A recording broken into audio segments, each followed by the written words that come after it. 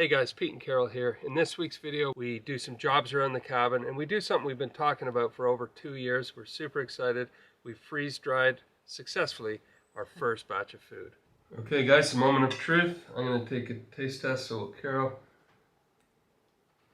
And I want to wish all the mothers, especially Carol, happy Mother's Day. Thanks for being such an awesome mother to our children and dedicating your whole life to raising some fine young people. I want to say happy Mother's Day to my mom. She's in her 80s now, and I hope to get down and see you very, very soon. Carol's mom in heaven, happy Mother's Day, and thanks for your dedication in life. And happy Mother's Day to all the mothers out there. You have such an important role in raising your children. So it's going to be an awesome celebration, and the best part of it is we have Caroline coming back for Mother's Day.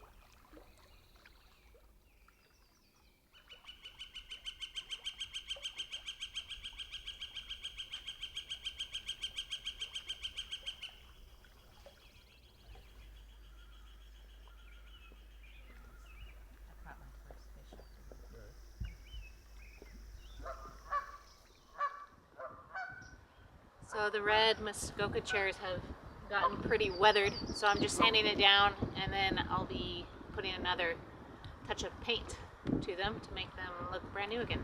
This next week is pretty special. We have some family coming up, Caroline, and we haven't seen her since Christmas, so we are really looking forward to that. And also my brother and his wife, Caitlin, Keith and Caitlin, and their two little ones. If you guys remember, we went to the Grand Tetons with them and did some camping trips. So yeah, just getting everything kind of tidied and cleaned up and ready for our family.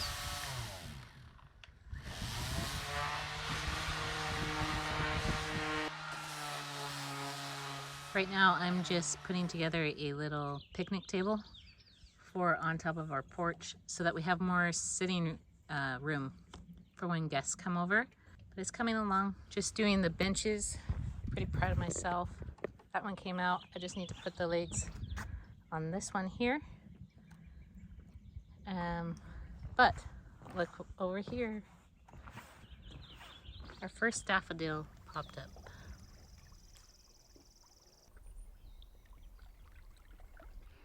Good morning guys. So you can hear behind me and see the freeze dryer warm or cooling off for the first startup procedure.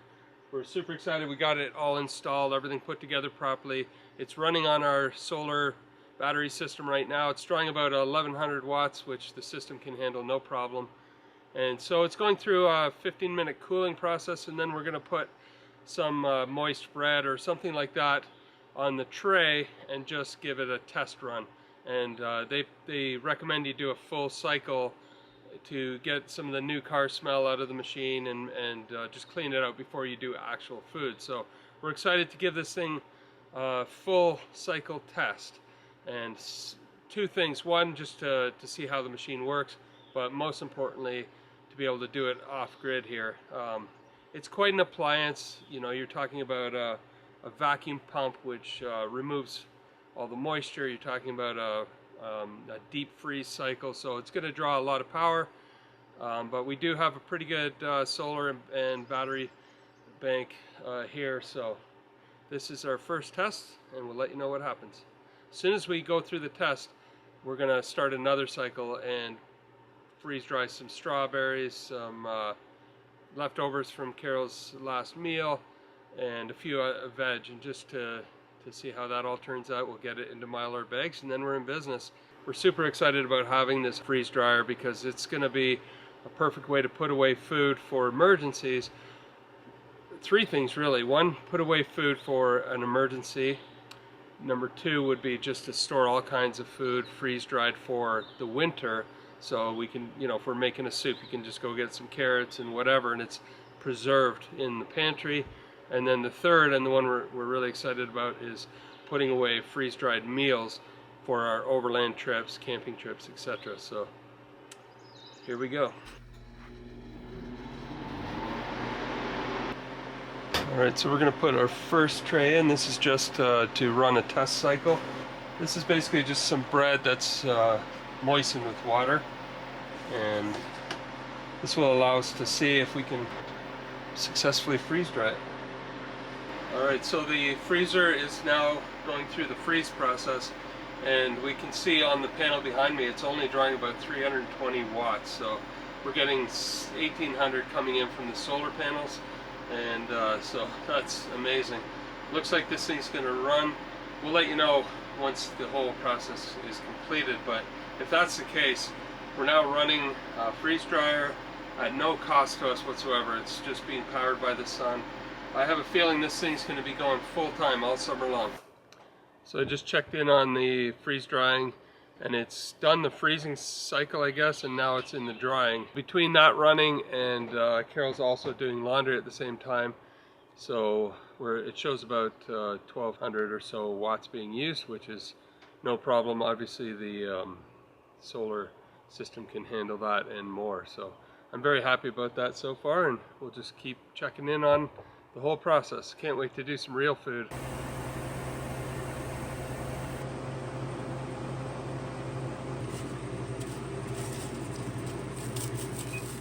So we ran a full test with the bread and it crumbled up really nice. So this is the leftover lasagna from the other day, and one of you mentioned to freeze it first, and that cuts down on the drying time. So we're gonna try that out. Thank you for the tip. And I also have a bunch of organic frozen vegetables here I'm going to be doing, and then if I have room, I'm going to do our strawberries from last year, and I'll be dicing those up and laying them on a tray.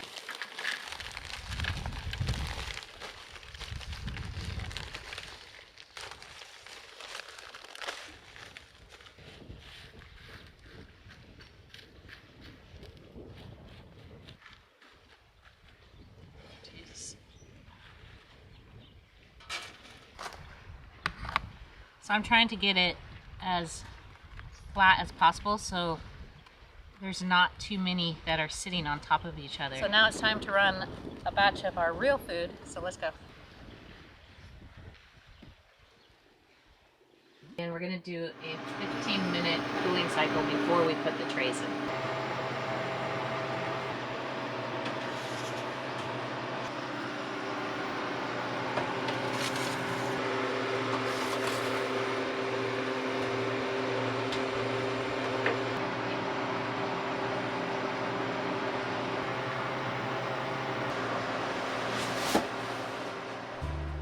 While the freeze dryer is working away there, we are going to go and finish up repairing our flagpole. A few weeks ago we took it down and began sanding off the old paint. Today we plan on putting a pulley system on so we can raise and lower the flag as needed.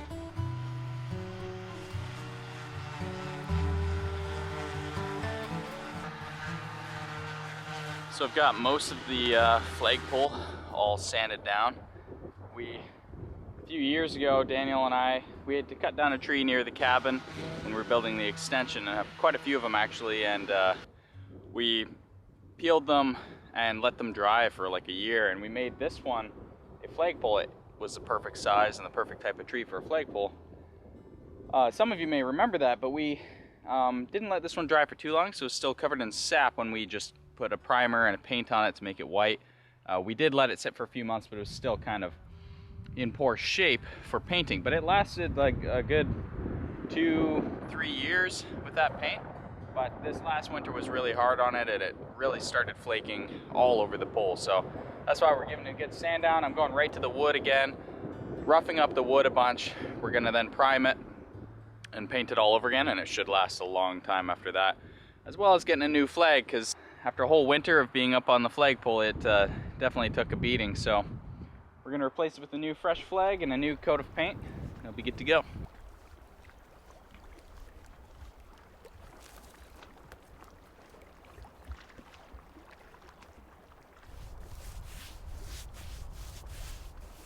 So Peter just finished sanding the flagpole down, and I'm just putting some paint and primer back on it. I'm excited to put on a new flag. The other one had gone through 2 winters, so a little bit neglected, but now it's gonna look really, really nice. The wind is so strong, especially in the winter and like changing of the seasons, that you cannot have your flag out all the time. So now the nice thing about this is we bought a pulley system.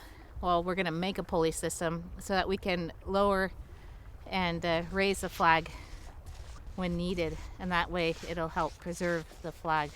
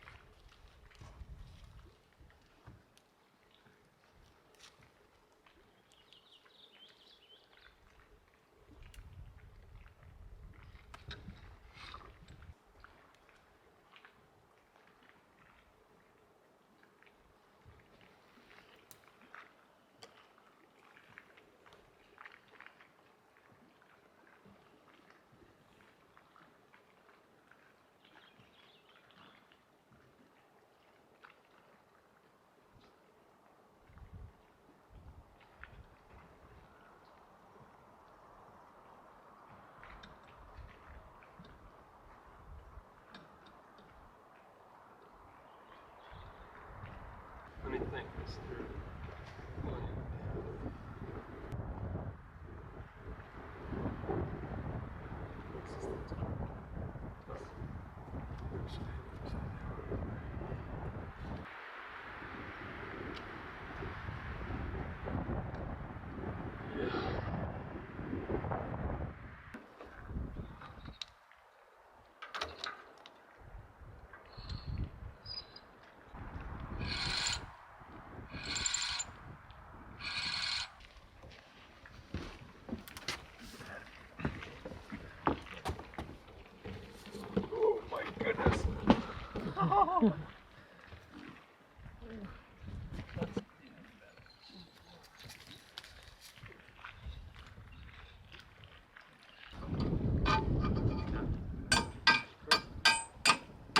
Well done.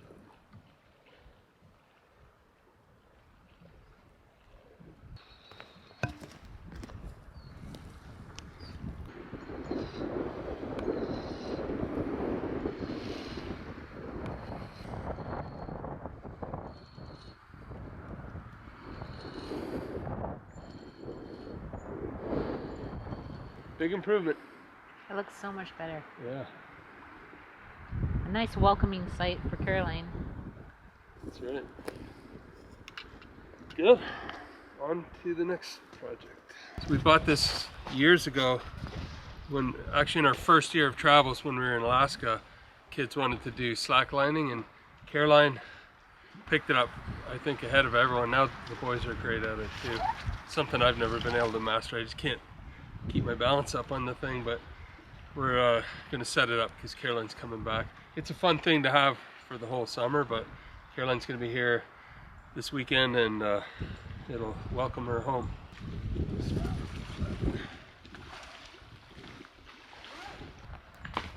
We're really just doing a lot of little odds and ends jobs like the flagpole, and we needed some more chairs, so Carol bought 2 chairs which we have to assemble, and a picnic table for her new cooking show and all kinds of little jobs, partially to prepare for Carolyn coming up, but also Keith and Caitlin are going to be here, which you've seen on our show. Carol's brother and Caitlin, his wife, and their two wonderful little kids. So we're going to have a really fun Mother's Day.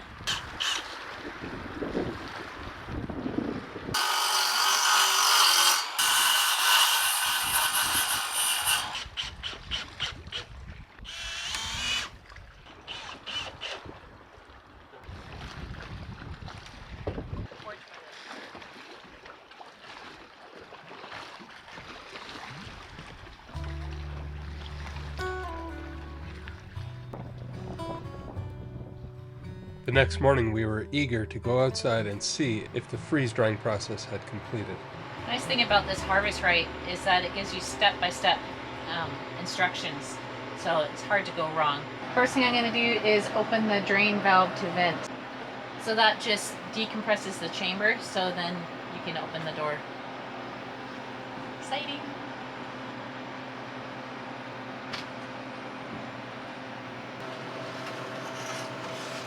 Oh, look at That's that. awesome. We'll break it up and put it in a Mylar bag and eat it on our trip. It's going to be perfect for soups and fajitas. Yum. I'm going to be putting this in a jar and then doing the Mylar bag with the lasagna meal. Oh, it's cold. It's a good thing I'm wearing gloves.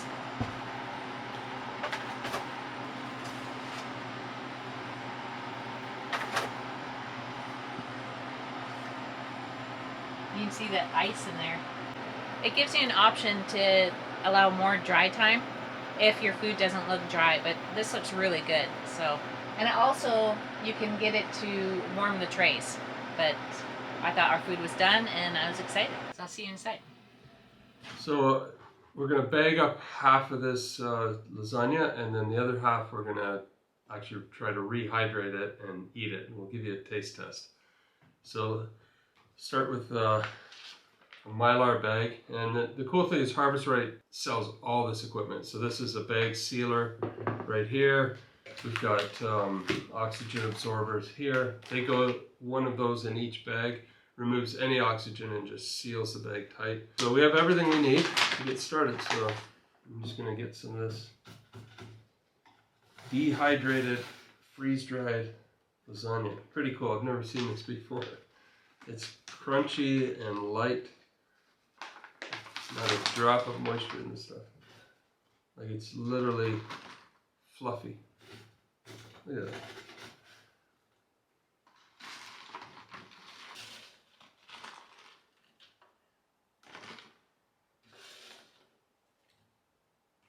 So these bags are probably big enough to, but wow, it's unbelievable how this this stuff feels. It's just completely dry.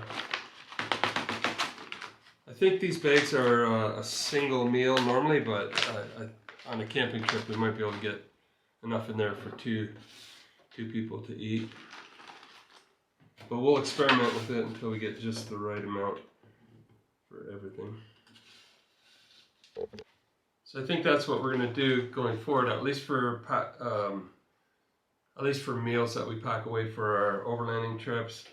We'll probably, because it's mostly just going to be Carol and I, we'll probably pack away a double meal in each satchel. So we just pull that out and rehydrate it, and we have home-cooked meals, which we're pretty excited about. So I'm going to put a bit more in there. And the nice thing is the boys know how to use this whole setup as well, and they can pack away their own favorite meals before going on any kind of adventures that they're on.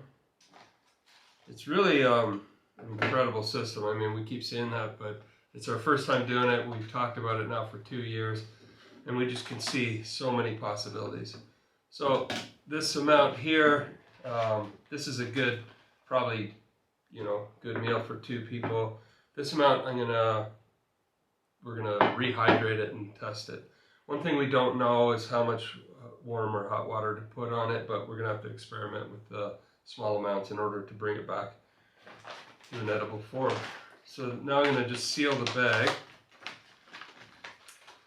So we used to do this, last year we sealed a lot of bags, but we used a hair iron, I guess, hair straightener. And that works as well, but man, this machine is, this is the real deal here. So you there's a tear section, you can see where you would pull the top off, so you want to be just above that. And set it in here. Press down until the light turns off. Like that.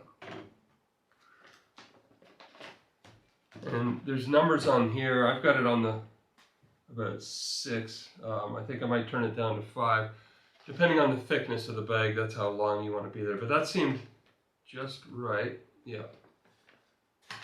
Oh, we forgot to put a oxygen absorber in there, so that's okay because we're gonna experiment with this as well and eat it in the next week or so. But always remember, oxygen absorber goes in, then you seal it, and then that will remove all the air. It'll suction it nice and tight around the food, and you store that away. Just imagine, I mean, 10 years from now, if there's some kind of food emergency, or we can't get off the island for some reason, we could go into our storage and pull one of these off the shelf and feed the family. So, other than a few mistakes, that's been a successful attempt. We have to get these into jars pretty soon. Maybe we'll do a mix of jars and bags. You can't leave freeze-dried food out in the elements for too long because they begin to rehydrate just based on moisture in the air. So we'll do that, and then we're going to rehydrate this meal, and we'll let you know how it tastes. So what Carol and I were talking, what we can do is just cut this bag and reseal it with a oxygen absorber in there. We're far enough above the tear line that I think we can do it. So I'm just going to go ahead and reopen it. So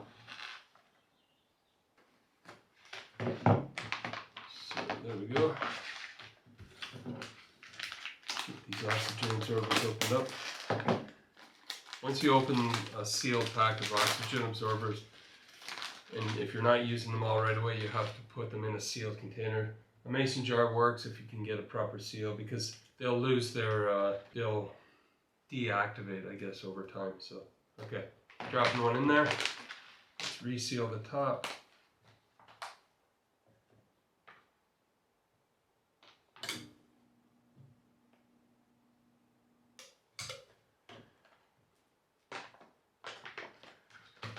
Done deal. Now I think probably a best practice would be to, especially if you're doing a variety of foods in bags, once it's in there you can't see what's in there. They do sell bags with an open, like a visit where you can see what's inside, but anyway, mark down what it is, put the date on it, and then you won't make a mistake and think you're grabbing lasagna and get onions or something. Probably as well, you should write it before you put the food in and seal it, because it becomes difficult to write. We're learning bit by bit.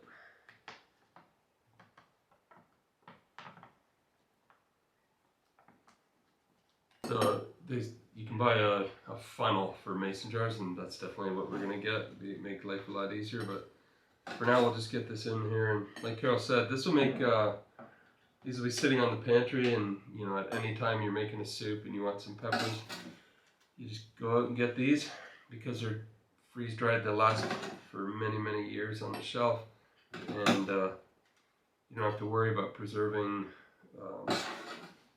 you know, fresh vegetables, because that's always an issue. And especially, you know, overlanding with limited fridge and freezer space, these little things like this can just make life a lot easier. Also, say something like some of these jars will be for mixing and matching together as if you don't know what we're right? We just have everything done, all the chicken and the steak. You know, to eat a meal, right? Yeah, that's right. Like, there's no mix and match on that side. Yeah.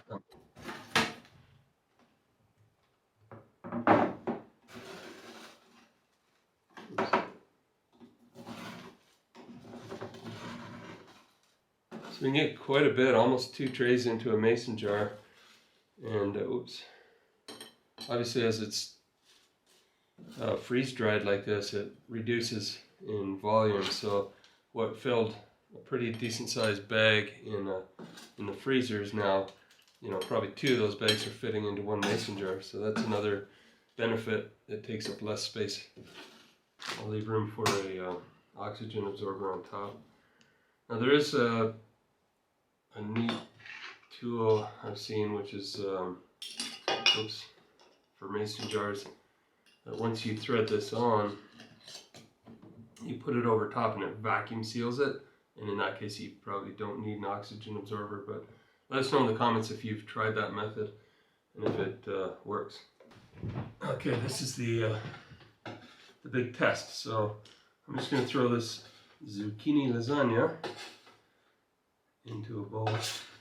Normally when you're camping, what you do is you just open the Mylar bag, rip the top off, and you pour hot water in there. You can see how this is starting to suction up because of the oxygen absorber, and that's what you want to see. I don't know how much water to put into it, but we shall experiment and we'll perfect it. And I think what I'll do is once we determine the proper ratio, we'll write it on the bags, and then when we get to camp we know.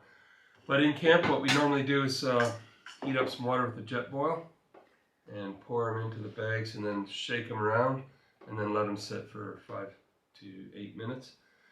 But in this case I'm just going to take this boiling water and try to distribute it evenly over the whole thing. Not too much at first. I'll add more later if I have to. That might not be enough, but stir it in here. Already smells good. Wow. It's actually coming back to life here.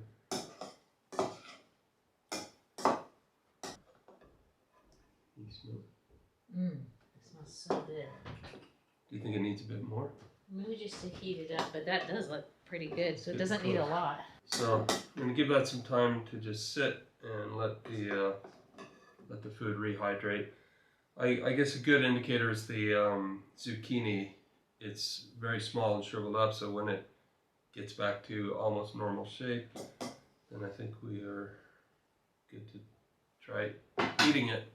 The thing about, one nice thing about freeze drying is apparently you keep up to 97% of the nutrients in the food, where some other methods will deplete a lot of the nutrients. And it's not fully rehydrated, but give it a smell test. Yeah, I can smell lasagna. It smells like the original. Yeah, pretty much. It probably just has that. It looks like the zucchini needs a minute to hydrate, but I'll give it another minute. I mean, typically, probably what would be best to rehydrate this would be to cover it with tin foil or something on top. Well, normally we do it in a Mylar bag. Right. And just let it sit, and you zip it back up. Oh, these aren't zipped, but you just fold the top and let it sit. You can actually get Mylar bags with a reseal option. So you seal it. Once you open it, you rip the top off, and then if you only ate part of the meal, you can seal it by hand. Okay, guys, a moment of truth. I'm going to take a taste test. So, Carol. How is it? Amazing. Texture-wise, it's identical. It's funny, the meat, this has ground beef, zucchini, peppers, all those ingredients, Wow, that tastes and they shrunk down to nothing, and then the ground beef came back to its original form and taste, so I'm really impressed. Oh. The zucchini maybe could sit like another 2 minutes or something, but Still, amazing. that's that flavor. I did Isn't a that good good? job on that batch. Kind of proud of myself. Man, that was good. Wow, Is it lunchtime? it is now. I could have eaten that. We should just use up that whole bag. So anyway, guys, that's been a successful test. We freeze-dried a mix of different peppers, green, red peppers, and some onions. And these will sit in the jar until we need them. You know, if you're making a soup or a stew or something like that, you just take these ingredients and put them right into the mix. You don't have to rehydrate them. They will rehydrate in the soup or stew that you're making. So we successfully put a couple of jars of those away. We've got a double meal of zucchini lasagna packed in Mylar, and that can sit on the shelf for up to 20 years, I think. I don't think it'll last that long, but That can go with us on an overland trip. And we rehydrated a meal, and it tastes absolutely delicious. Texture is great. Everything's amazing. So we're kind of geeking out about this whole thing, but it is going to be a game changer for us. So we're going to go build a shelf above the, above the freeze dryer for all the jars that we're going to have over the next weeks and months.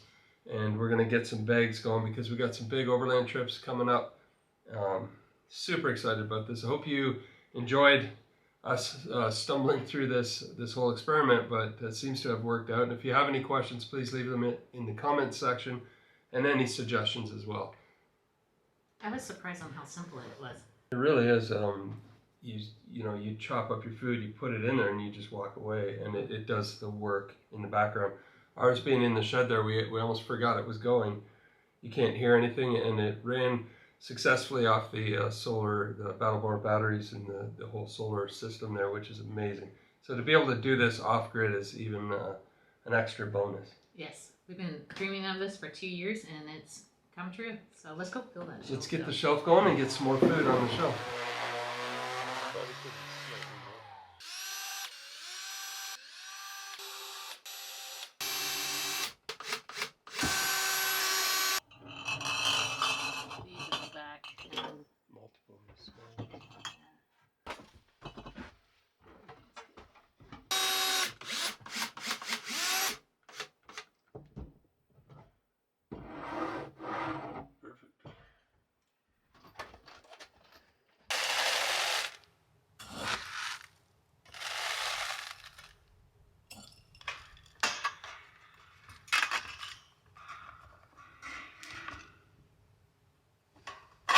Hey babe, can you help me put this back on? Good. Nice. Happy birds.